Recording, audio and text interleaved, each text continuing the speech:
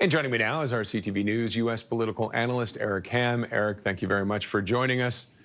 Are you surprised? Did you see this coming?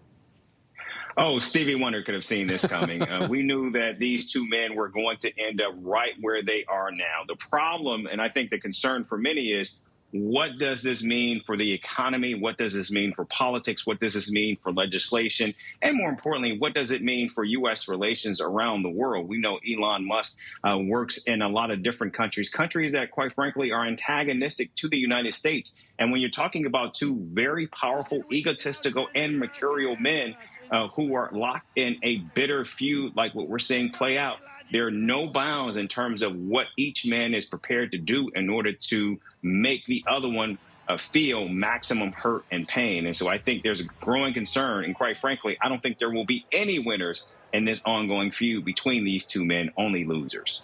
Internationally, China, Iran, what are they looking at this? How are they trying to take advantage of this, do you think?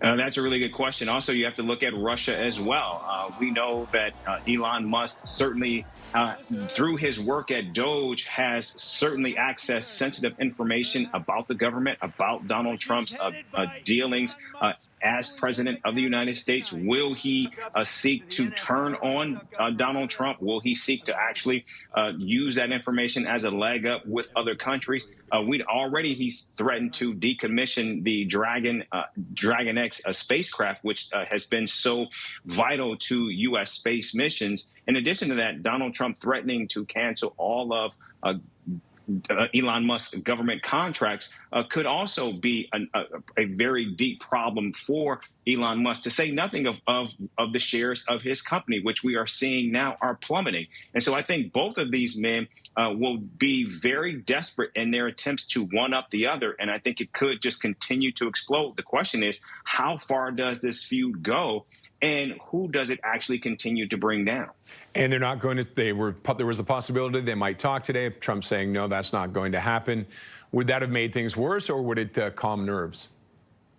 It's anyone's guess what would actually happen if, in fact, these two men got together to try to iron out their differences. That's quite frankly something that we've never seen happen with the president. But we know both of these men have long, deep histories of having very toxic relationships that go bad and typically tend to stay bad. And I think that's perhaps what we will see play out here, particularly given how Donald Trump's signature legislation could be potentially devastating economically for Elon Musk and his Tesla company. Okay. Eric, thank you as always for your insight.